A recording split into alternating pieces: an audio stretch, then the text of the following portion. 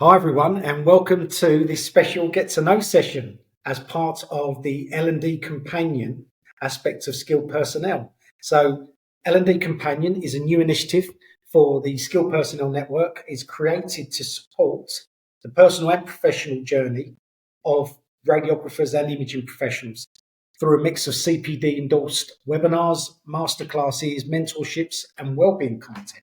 So we're bringing together a consortium of passionate experts to help individuals take charge of their careers. Today, I'm joined by one of the experts. It's a gentleman I've known for many years, Alex Laidlaw, to learn more about his journey, what drives him, and why he joined the consortium. So welcome to the podcast, Alex, and looking forward to doing this Get to Know session. Hi, Foddy. Well, so Mike, and thank you for inviting me and letting me part of it. I'm really looking forward to it. Brilliant stuff. Well, do you know what, Alex? Obviously, I know you very, very well. But what I'd like to do is get to the people watching this to get to know you as well. So, would you be able to do an intro on your background, how you got into radiography, and then how you moved into your current role as a counsellor? Yeah. So I left school at 16, and my earlier years were spent in engineering, so shipyard and civil engineering at Imperial College, London. And sadly, those both industries, both careers were in decline as heavy engineering was.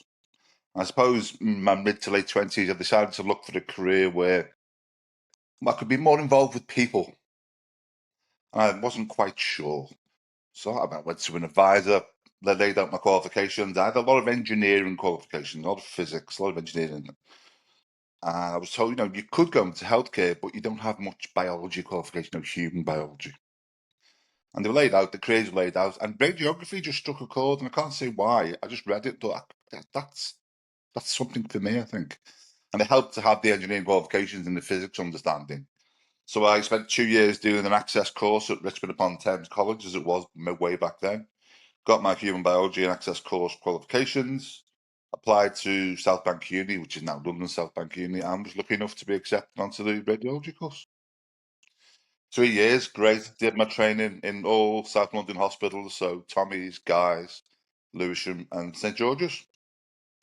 I suppose as you go through your training, you go into all the modalities, MR, CT, all of which are really enjoyable. But for me, it was always ultrasound from day one. I always knew I wanted to go into ultrasound. So I qualified as a radiographer. I did my year, and I qualified. My first job was at Lewisham, and I really enjoyed it. And then I decided I needed to do ultrasound. And I enjoyed my qualification. I qualified in ultrasound, obs, gynae, really enjoyed it. And it took me all over the world. I won't go into much detail now, obviously, but I travelled all over the world. I worked for charities to set up ultrasound departments in Zanzibar. But I suppose as you go into your career, you think, I've always been one who's changed his career at the right time, or maybe just by chance, I don't know. And I always wanted to go into counselling. I always wanted to do more of a one-to-one interaction. And you get that in ultrasound, and you get that in radiography, almost spending time with people. And I'd lived all over the world, and I met somebody who was lucky enough to marry this amazing lady called Helen, who said to me, right, if you're going to do this, you need to do it now. So she supported me through my training in counselling.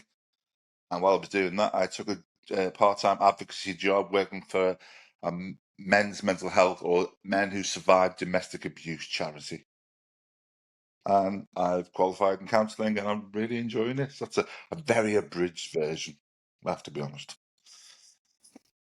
Well, do you know what, Al? We know the longer version in terms of the deliberation around it. But let me tell you, I do think both professions, because of the type of individual you are, the caring person you are, that I could see why both you gravitated towards both professions, mate. And I guess in terms of now, so what we're as you know, what we're looking to do with the L&D Companion program is really drive career development for radiographers in areas like leadership, like mindfulness, but supporting with mental health, careers coaching. So with all of these things and the path that you've taken now into counselling, what's been sort of your drives around looking to sort of make a difference to people and stuff like that? Because you've clearly chosen careers where you're able to have those touch points. I enjoy the feedback you get from your clients when they've completed the journey, when they're on the journey. I suppose as you get older and you're in those areas, you develop an interest in trying to understand people. Because you're always one-to-one with people and very close, sometimes emotional times, sometimes amazing times. I suppose in the radiography, for me, the counselling was more to go into more of a support those interactions. So it was a longer interaction. And for me, I suppose it was to be part of their journey, that people will change. But the important thing is there that anybody in counselling, the change is what they want. You know, everybody's a unique individual and should be treated as such. I suppose you're helping them maybe to see their own importance in a way. I suppose I've never been scared of changes in direction, as you know full well. You know, I've changed careers several times. I think it's that sometimes you're just there at the right time to be something for yourself, but be something for other people as well, help and support. It's just something I've always felt and wanted to do. I think counselling I hope, is my last career change. I'm getting on a bit now, so no more time for any more career changes. Well, Alex, in your opinion, starting or having a career for such a period of time as a radiographer and then sonographer, how do you feel that helped you move into the role that you're doing now as counsellor? Could you have gone from whatever, maybe, had you not been a radiographer, how would you felt that journey into counselling? Could you have ever seen yourself being a counsellor, or do you think what you learned at your time in healthcare facilitated that move? I think without a doubt, my time in healthcare really did facilitate the move, and maybe also give you the confidence as well to do it. You know, as radiographers, we can spend a really important time with patients, but maybe not a lot of time. And then obviously roles of radiographers have changed much now. We spend a lot longer with patients. And then I develop into ultrasound, we have more interaction with your patients because you spend a little more time with them. I suppose you develop your empathy and the need to help people, I suppose, and you want to help people because you've got them at a time that they are quite vulnerable, and you've got to look after them and treat them. I suppose it's a very old-fashioned terminology. You almost treat them like a precious package, or more maybe treat them as the way you'd want to be treated. So I say, yeah, without a doubt, my radiography and my ultrasound career definitely developed and helped my empathy. And probably to me, it was a natural journey into counselling. Oh, I can't say there was any light moment where I suddenly realised. It was always a thought in the back of my head. One day I'd like to go into counselling. And I thought, it's the time. Yeah. I'm going to be very honest. I've been to counselling myself. I have no problem telling people that at all. I know it from both sides of the fence. And I think that's an empowering thing. It's a level of trust in you that not only am I a counsellor, I've been to counselling. And it's also that when you train as a counsellor, you have to go to counselling as well. You can't expect to hold up the mirror to somebody or someone say, this is you, how do you want to change, how do you think, how do you feel, if you haven't done it yourself. But for me, yeah, without a doubt, my NHS career helped me, moulded me, formed me, and I don't think I'd be the counsellor I am today without it. Wow. Okay, well, that's interesting, mate. And if we flip that slightly, now that you're working as a counsellor, what's that sort of kind of giving you as a lens looking back into the profession that you used to be in, not just, I guess, radiology, but healthcare in general, in terms of supporting the professions? I think, excuse me, I never claim to know how people feel or think, but I think sometimes if you empathise that you've been in the situation, for an example, maybe I remember being a radiographer at 4 a.m. in the morning who hadn't sat down, hadn't eaten, and been running around for the best part of 8-9 hours. And I remember the pressure and how that feels and how people are looking at you uniquely as their radiographer. So you're You're the trauma radiographer. You're the A&E minors radiographer. You're the theatre radiographer. You're a mobile radiographer. But what they don't see is that so many people have that call upon you. They just look at you as almost uni-focused. And that brings a lot of pressure. I remember that pressure. I remember patient throughput as a sonographer. Can you do an extra scan? Can you just fit 2 more in? And I suppose, again, I always say I'm not being part of my client. I'm not telling my clients I know what they feel, but I'm told a good counsellor gives a small part of themselves. So I can say, I remember the pressure. I remember the situation where I was sitting in a room going, I just want 5 minutes. All I want is 5 minutes to have a cup of tea. It sounds so simplistic. Those memories come back. And I've recently, I can't break general data protection regulations, but I had a client who was a healthcare professional and came to me solely because they saw my history on my website. Yeah. I think that's going to become a common theme of your experience, Alex. I'm absolutely sure of it. And you've touched on a very interesting point for me here. I mean, because the reason we're working together again now is to really drive career development opportunities, and we're talking about life skill career development training opportunities for radiographers and healthcare professionals. And I mean, largely, and I know times have changed maybe somewhat from when you first qualified, but still, I'm not entirely sure, Al, that much of there was much external training opportunities and learning development opportunities for healthcare professionals. You had to do a lot of learning on the job, right?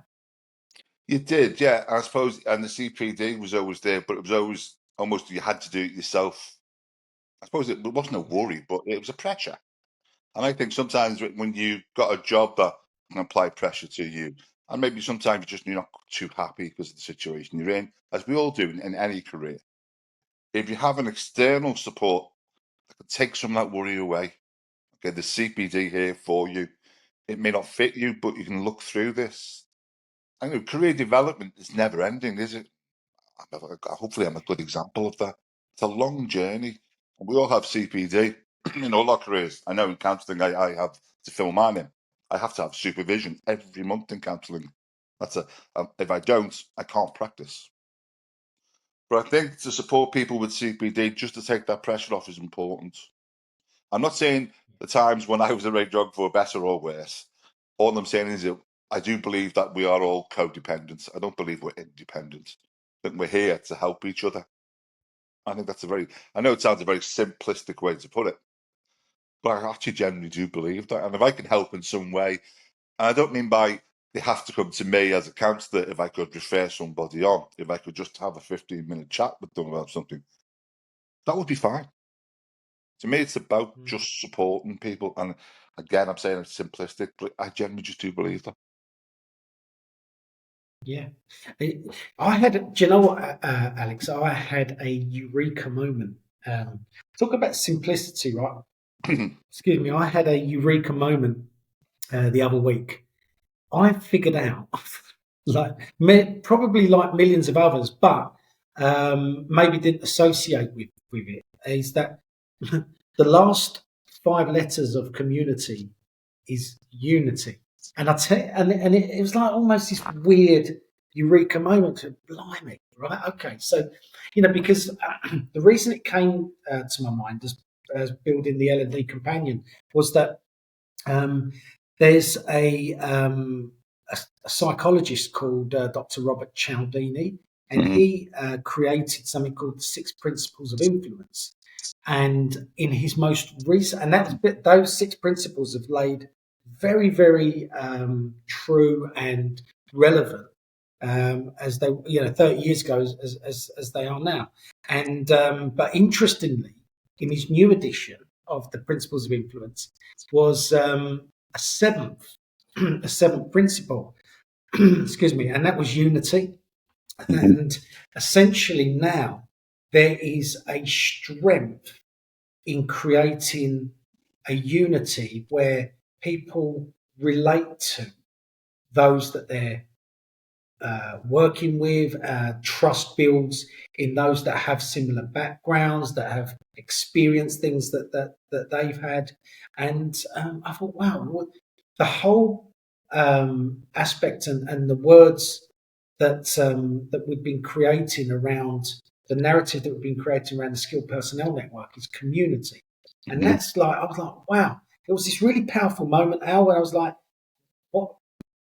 what's just happened? For hundreds upon hundreds of years, the word community has had unity at the back, and then I hadn't pieced the two things together. But they are very, very. It's a very, very important part of creating people to come on a journey, and these are the sort of things that we're looking to do. I think it's why, and I hope you'll back that up now. Why we're going to work together on L&D Companion. So I was going to ask you this question, and what was it that really sort of made you want to be part of the consortium and work on these career development programs? I suppose at the beginning you think about yourself, don't you know, this is a great opportunity to expand my network. That's not the whole point of this. It's about community, you're right, but it's about learning from others as well. I'm a great believer that once you qualify in whatever you qualify in, you should support other people to qualify. Radiographers trained me as a student radiographer, sonographers trained me as a student sonographer, counsellors, student counsellor. I always believe in giving back. And it's just about, if I didn't get to where I was without somebody else putting themselves out, with someone helping me. So I always remember that. And I'm not saying people pull the ladder up, but I suppose sometimes you do. When you're busy, you forget that, don't you? You forget someone was there for you when you needed this. Someone was there for you when you needed something else. I think that's, for me, is what drives me. I always remember I didn't get to where I am without other people helping me. I suppose I'm going through a bit of a change at the moment myself. Excuse me. I was recently doing some pro bono counselling for Age UK on the Will. And sadly, their funding has been pulled, gone, as is the world today. And the whole service is closed down. So straight away, my brain starts to go, okay, I need to replace this. Not that I need to replace it. I'm not helping people again. I'm not doing something. I can openly tell you I live in Glasgow at the moment. Glasgow has a real homelessness problem, which is noticeable on the streets. And there's a homeless charity just opened up down the road from me. And I'm in the process of communicating with them. They're very busy, of trying to help them. Maybe I can counsel people who've been rehoused. So when you're on the streets, you're very busy thinking about how to survive, how to feed, how to keep warm. But once you're looking to be rehoused, that's when you start to need the counselling. I won't go into details, called ACE. I'll talk about it another day. But then I was also thinking that's very focused. I need to be broader than that. So I said I can also help the staff, because the staff in this homeless project are important as well. They may be going through some sort of trauma. They may get something that they just can't quite handle one day. But I think that's just the way I think. And I do think I don't think it's just the way it is. That's just the way I am. I'm hoping that comes off. When I say I'm in communication with them now. But we all learn from each other and we all support each other. And that's the basis I come from. Yeah, it's probably why you and I have worked together for so long, Alex, and why I call you a very good friend, and hope I continue to do it, and why I feel privileged to be working with you on the L&D Companion Program, Alex. So really appreciate you being part of this, and yeah, I can't wait to get started with it, if I'm honest with you, and start to put our programs out there, and for people to get to know a bit more about your work and the topics that we're going to work on together. So thank you so much for that, Alex. Anything else, Al, you want to add your end? No, not this time, but thank you for inviting me. Thank you for letting me be part of this community, and I'm really looking forward to it. I'm even to the point now where I've got ideas already, for 6 or 7 ideas written down to run past you when we finish this. So I'm genuinely looking forward to it. And again, thank you for your time. Excellent.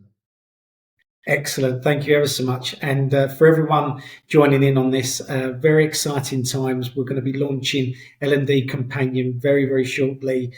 We have some amazing speakers like Alex that's going to be part of the programs. They're all going to be CPD endorsed and very tailored to the career development of radiographers and healthcare professionals. So can't wait to be sharing some news with you very, very shortly. Thank you ever so much. Thank you, Al. And thank you, everyone, for joining. And we'll speak very soon. Thank you.